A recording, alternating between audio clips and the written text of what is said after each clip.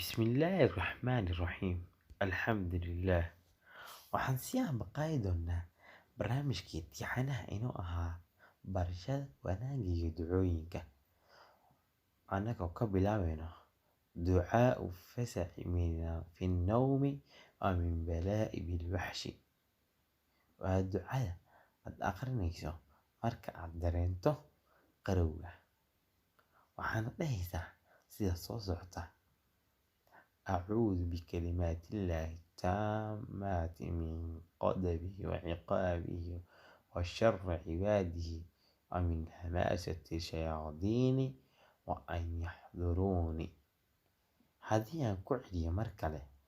أعوذ بكلمات الله التامات من غضبه وعقابه وشر عباده ومن هماسة الشياطين وأن يحضروني. هذه كعلي مرسدحات. أعوذ بكلمات الله التامات من غضبه وعقابه وشر عباده ومن هماسة الشياطين وأن يحضروني.